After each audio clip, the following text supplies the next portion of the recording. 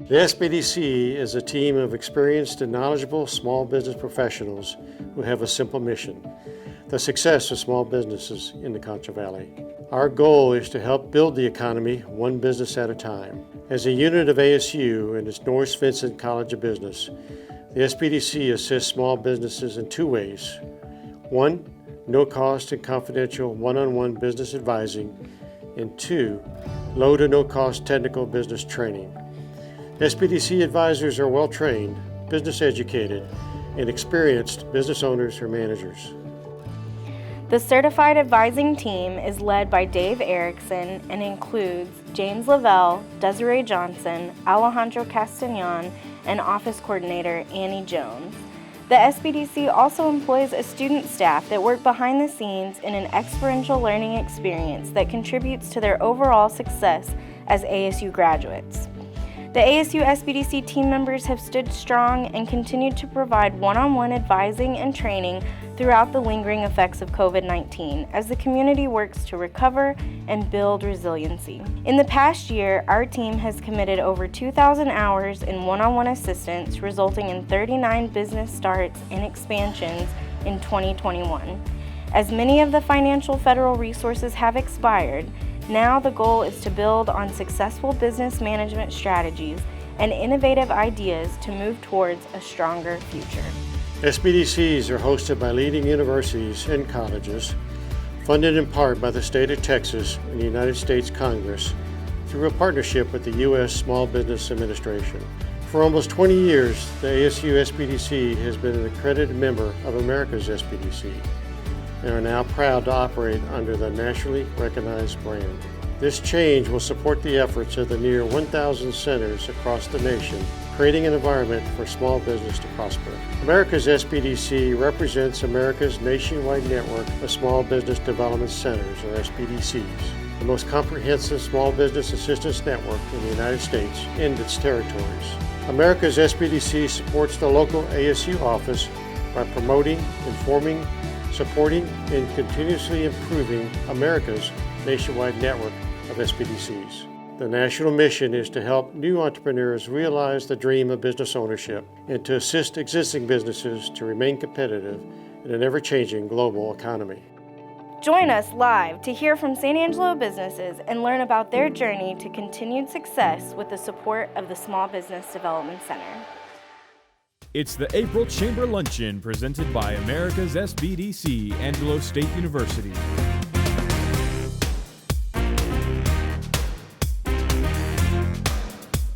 With Jesse Browning, Charles Mullins,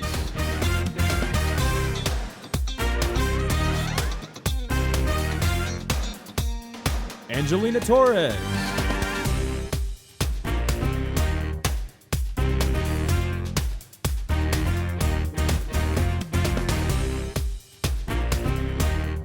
and your host, Julie Schneers. Ladies and gentlemen, live on stage, Julie Schneers. Hey everybody, hi! Thanks for being here. I know what some of you are thinking, I just came for the free food. Free to you, right? Well, we're glad that you're here to celebrate with us. I know that some of you really wish we could make this quick because finding people to cover your post for an hour is hard. Welcome to the side effects of COVID. But at least we're not on Zoom, right? Yeah. I see you not clapping. I'm sure you wish that we were on Zoom so you could mute me. You can't mute me. I mean, who would have thought that we would end up judging our professionalism by our ability to turn on the mute button and dress from the waist up, right? Man, COVID did a number. But today, we're here in person, and we are going to talk with some people who know COVID well. Your luncheon today is being hosted by no stranger to dealing with COVID. In fact, they're kind of experts on it. You may know them as the Sbdc, the Business Resource Center, or something to do with ASU. And to add to the list, they now have a new logo, America's Small Business Development Center. Sounds important, right? They help take your business from concept to launch, from your garage to a thriving business that actually contributes to the San Angelo economy. Today, welcome our special guests. Come on up.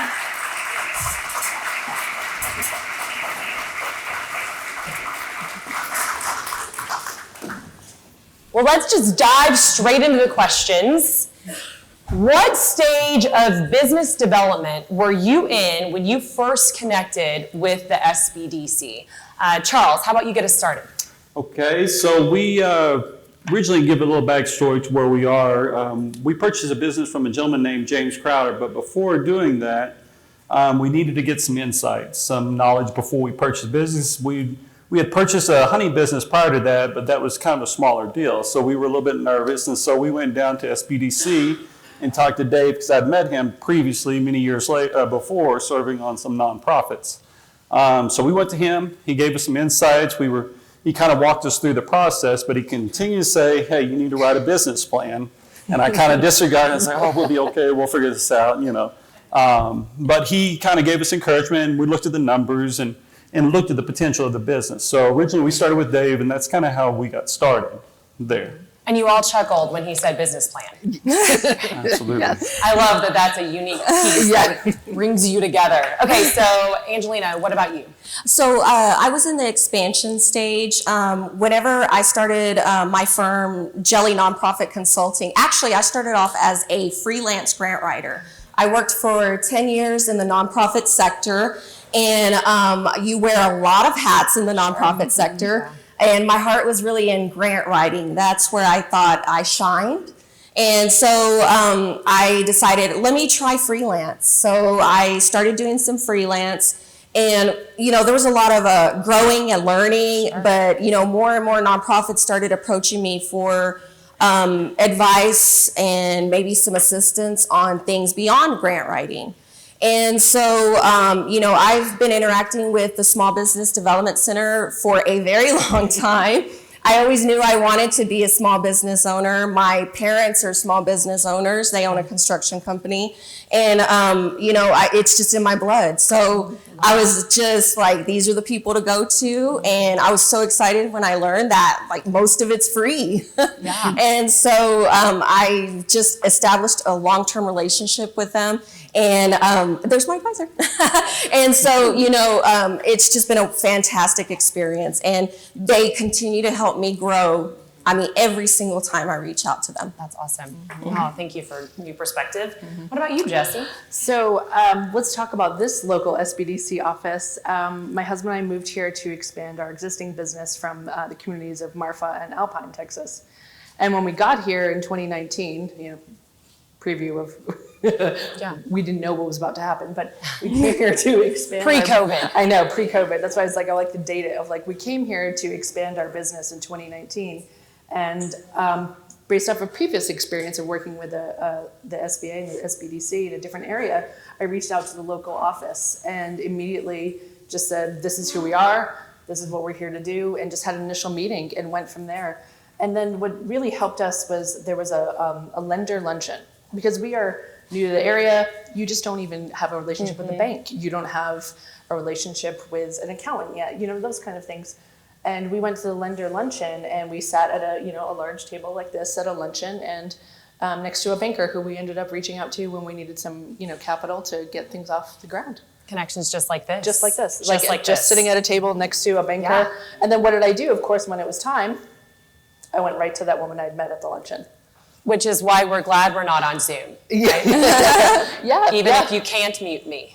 Okay, so what was the biggest impact, I think this is an important question, the SBDC had on your business? Like, did any advice change the course of your business or down that road? How about Angelina, we'll start with you. Yeah, so, what I like about the partnership with SBDC is, we can reach out anytime.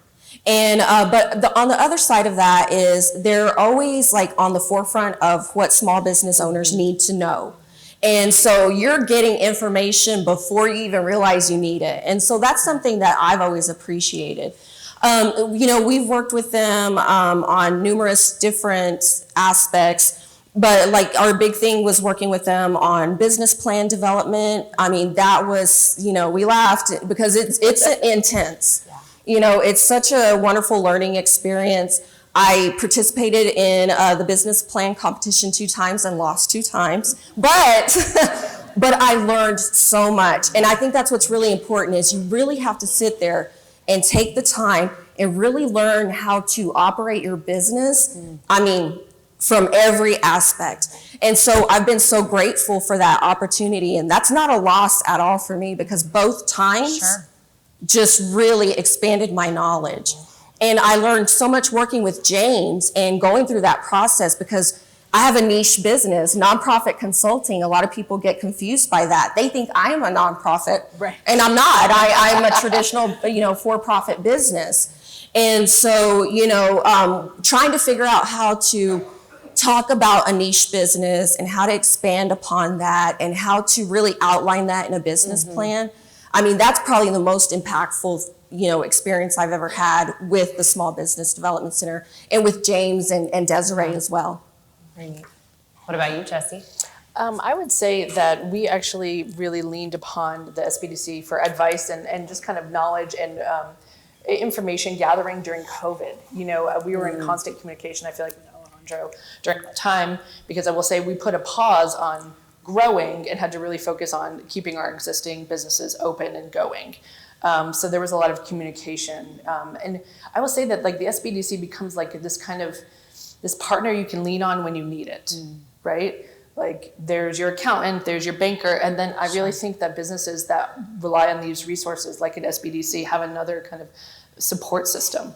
And that's really what helped us, is because it's me and my husband, and sometimes you're stuck in this like, it's just each other, So to have somebody else to talk to and check in on, and it was very beneficial.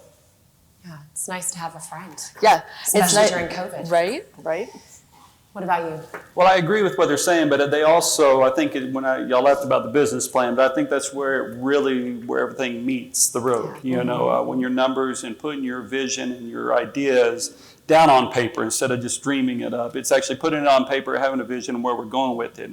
And that was where they're really important, where Desiree and Dave and all the student advisors were there to help us to create those plans and put them on paper. So now we're able to see where our projections are, where our numbers are, where we were last year, where we're going to this year, and where we're going to the future. So it's really helped us get a better grasp of our business and what we're doing. And they've also helped us with smaller resources like QuickBooks and things like that. Because I was kind of blind running into that, And so Desiree was kind enough to work with me at times, and I had questions. So I could pick up the phone or shoot an email to them, and they're always there to help us out. So I echo what they're saying. They're a great resource. That's great. So Jessie, you talked a little bit about this SBDC, but we have SBDCs throughout the nation. Tell us about your experience working with the SBDC in your previous community. Sure. My husband and I started our business in 2007. And at that time, I remember the internet wasn't that much then, but I think I found this Small Business Development Center through Sol Ross, in Alpine, Texas. And there was our business advisor was named Dave Wilson. And same thing, kind of our initial meeting we had with the office here, we went in and said, this is what we want to do. And he set us on the course of writing, and we wrote a 107-page business plan for a laundromat. And I think people who... Dedication. Right? But people who laugh at that have done it. They're like, I understand that. And it was such a great exercise. And I also will say we secured no funding through that business plan. But that's another learning experience. Sure. And it was wonderful. We then kept in communication with Dave. We would see him just in town, and I would reach out to him about certain things. And I remember that started our whole structure. Let's say they're just this resource when you're in the beginning where you're like, we have this idea, we have enthusiasm, we got all the dreams in the world, and write it down. Write it down. We're going to do traffic counts and write it down, and we're going to, do comparisons, and it's stuff that you kind really don't see when you initially have the dream, right? Yes, Yep. absolutely. That's a very good thing to say out loud. Yeah, right. Like there's more than just designing a T-shirt. Yeah. Even though the t-shirt logo is also important. Yes. Agreed. Okay, Charles, what was your experience working with the business advisors during the Biz Plan competition?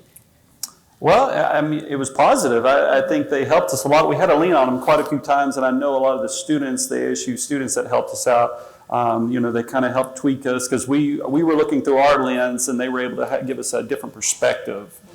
So that's where they were really a great support in helping us develop the plan and kind of give us some insight. And they say, hey, think about this, think about that, and that'll really help your plan look really well. And it's great for us now. We were able to implement it, Sure. And now you did the business plan competition as well, right?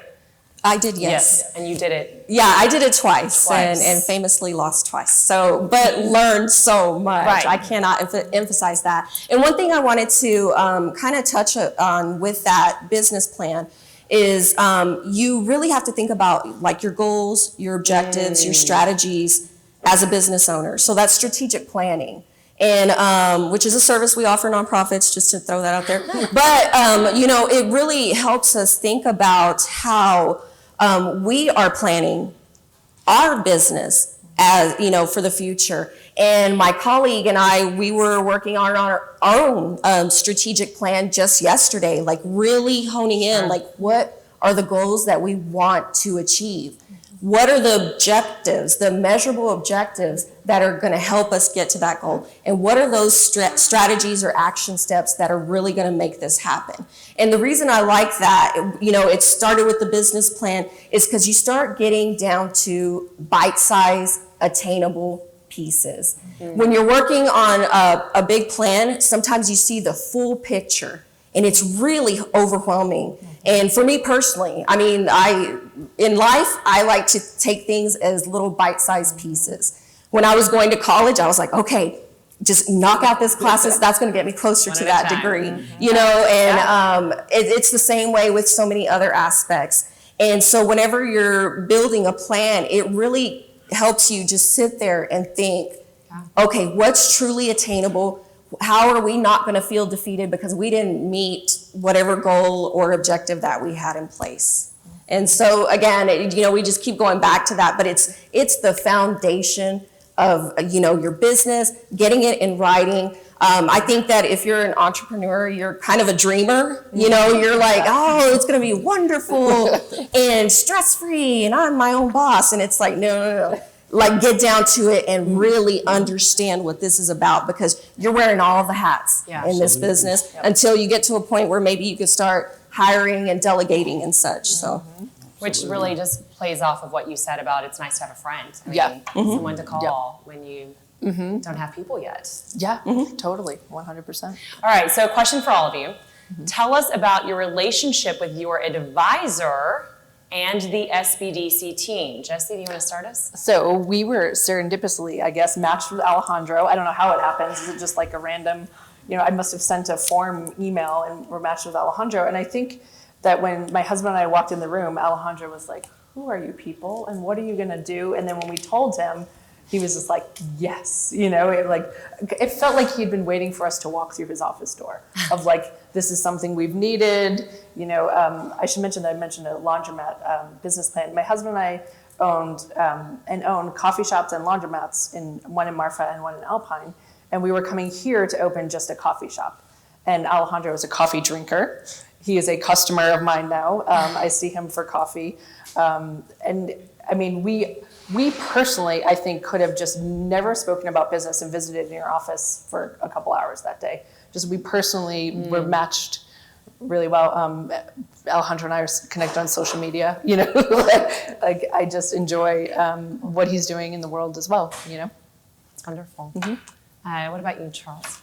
So Dave was our advisor, and like I said, I'd known Dave for quite some time, through nonprofit world, and I felt confident, and when we went to him, he's a wealth of knowledge, and with his experience, and his calm demeanor, he was able to help us feel more confident in our approach. So by having Dave, he's been a real asset for Sbdc here in San Angelo, and I know he's recognized across, but the work he does and the work that they do has been amazing for helping us personally, and I would assume them as well. So, absolutely. Thanks for sharing. Angelina? Yeah, so I love the relationship that I have with James, and I've also worked with Desiree, and it's just been fantastic. What I really appreciate is that, both of them worked really hard to understand this type of business that we were doing. And, we have a wonderful relationship. Again, anytime that anything's coming up that's critical for a small business, they're getting it to you before you even know you need it. And so that's what I always appreciate. It's always like, hey, did you know about this? Or I'll get specialized emails that say, hey, because of what you're doing, I think this is an ideal training for you. And I really like that. And then one really wonderful thing that came out of it is a lot of times the SBDC will actually have nonprofits approach them for some services. And, they're specifically, organized and designed to help for-profit businesses. So they've referred over nonprofits so I can offer some assistance. And one of them, actually a couple clients they referred over, I help them write business plans. And so it just comes back around. I'm like, I can't escape them. And so, but it's just been a wonderful relationship. Anytime people call that are representing nonprofits, they're like, hey, this is who you should talk to. Yeah.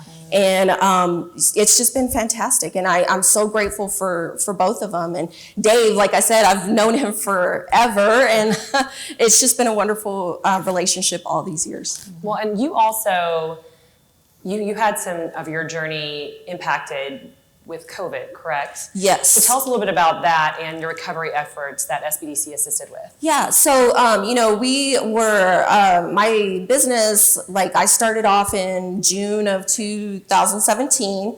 And, that was more freelance, low-key stuff. And then as we were evolving, we were growing. And I started securing some really good, big name clients, big projects that were going to keep us going. And, it was just really an exciting time.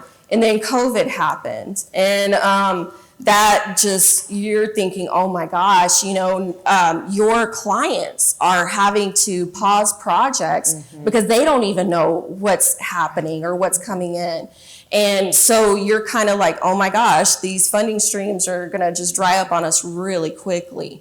I mean, and then, as most of you know, whenever that happened, there was a flood of information about this funding stream or this, that, and COVID relief. And you're just getting all this information and it's so overwhelming.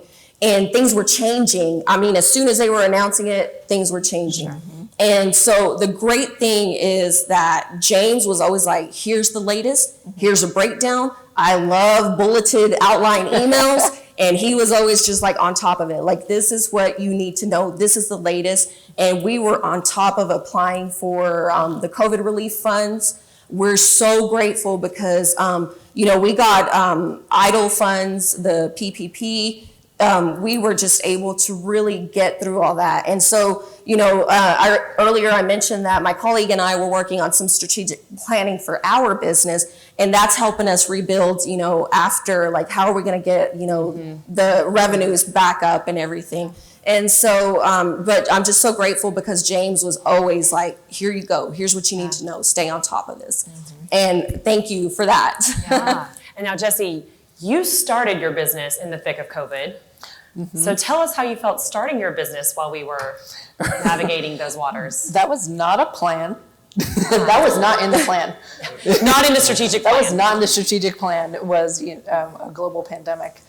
So we moved here in the summer of 2019, and we anticipated opening the late spring, summer of 2020, and that obviously got delayed.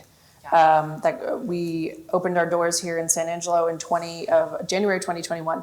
And things were still, maybe it was settled, but things were still changing. And our, customer base, some of them were going back to work, some of them weren't. I mean, it was still very much in flux and very much a confusing time. We just kind of threw open, actually, we started off slow. I will say that. We opened the drive-through first. We kind of what is the market going to be like? What is business going to be like? Because everything we had planned just kind of, everything was weird. So we just started the drive-through first. We, started to get a revenue stream, and then it only took about a month that we were like, okay, because we didn't really want to hire like a full-blown staff and not know if we would have the business to support it, because anything you had studied was kind of thrown out the window during that time. So we started off small and just quickly grew into it. We took our staff we started day one with 4 up to 20 very quickly. So I don't know. What was the question again? COVID, Right? we all walked through it with you, but you opened a business in the middle of Yeah, it. I know. Yeah, I've often said, 20 years from now, we'll be like, remember when we opened the business during COVID? Hey, but you made it through opening a business in yeah, COVID. right. Well, I think, you just kind of do what you have to do. We had already had secured this building. Like, we were already too far into it. It had to go, and my husband and I are very much entrepreneurs in that way of like, what is that meme? Entrepreneurs build the parachute after they jumped off the cliff. It was like this was happening, and so we were going to figure it out. Yeah. Well, you did. And we did. We did. You all did. Mm-hmm. So, what does the future look like for your business? Is there anything linked to SBDC that you're looking forward to in general, Charles? Absolutely, that's the loaded question for us. It is a loaded question. With us winning this last year, we were really honored. We're now able to acquire new equipment. In fact, on the Stagecoach that's coming out of New York right now is 2 new tempering machines. So we can increase our volume of production, because for the last several years we've been working out of a 7-pound bowl, to temper our chocolate for our milk and our dark. Well, now we're getting 27 pounds that we can temper at one time. So our volume production. So instead of me staying there till 2 or 3 o'clock in the morning during Christmas time, I probably still will be, but we're going to be able to create a larger volume, which opens up the new door for wholesale customers. We have a list right now of 27 different potential customers that want to carry our products throughout the state of Texas alone. That is awesome. So yeah, we're really excited of the future coming for us. With the blessing of what we got from the city of San Angelo and SBDC, man, it's really, we're optimistic. Our numbers are double where we were last year because we've changed locations. If you knew where we were prior to that, we were on College Hills. And then when we moved downtown to 6 East Concho, the foot traffic exposure to tourism here in San Angelo and to the local people here in San Angelo even knew we existed. There's a lot of people, well, we never knew you were here, because we were kind of hidden in an office complex on College Hill. So now we're getting exposure. So we're very optimistic about the future. We had purchased a business in 2019 during COVID, prior to COVID, not knowing it was coming. Sure. And then when we walked into that, when that event began to happen, we realized we had to evolve our business as well. So we grew our online business dramatically. And that's something, again, that's what we're using with the SBDC funds, is we created a new website that we actually launched last week or 2 weeks ago now. But our online business is really well too. So that's something we're very excited about, because we're moving into more of an e-commerce platform world where a lot of people are using the internet shop, and we're touching customers all the way across the United States.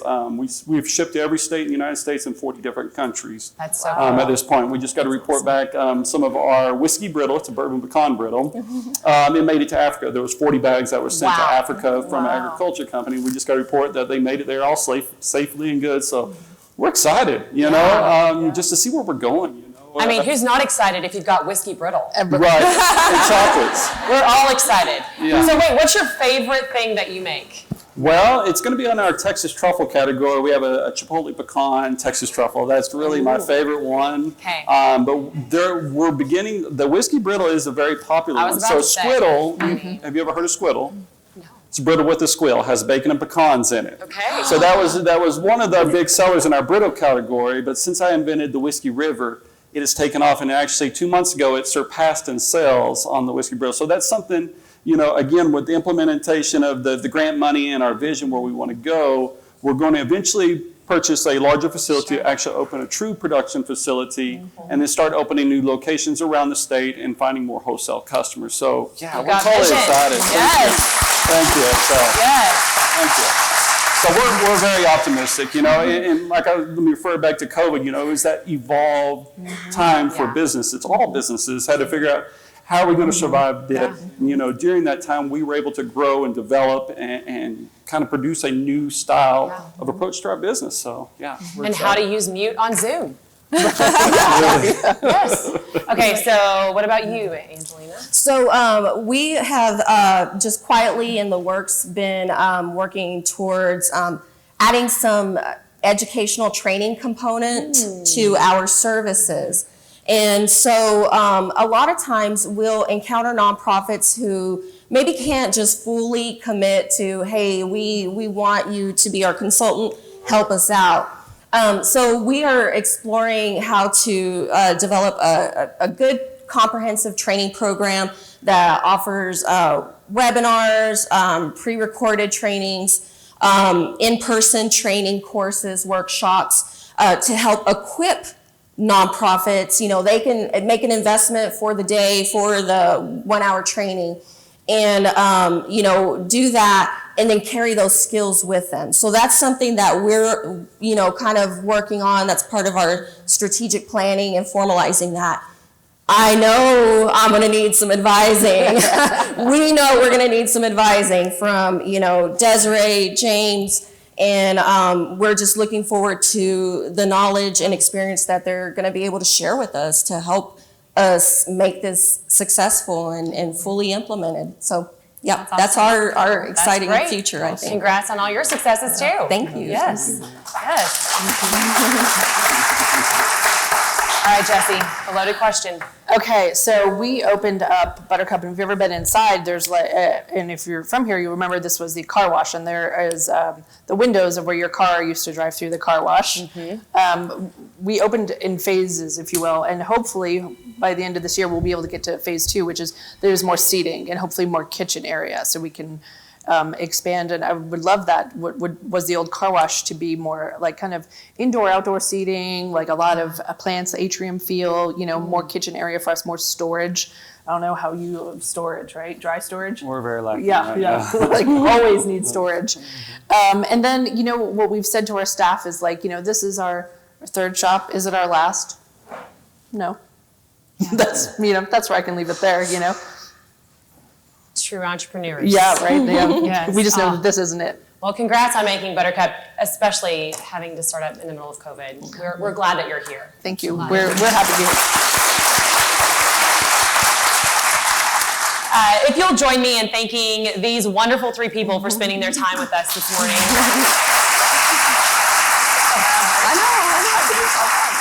The Sbdc did not pay them to say all these great things. They really did just genuinely give you all of these pieces. And we hope that you can share these pieces with people that you know that might have a dream that looks like this or need help with a strategic plan.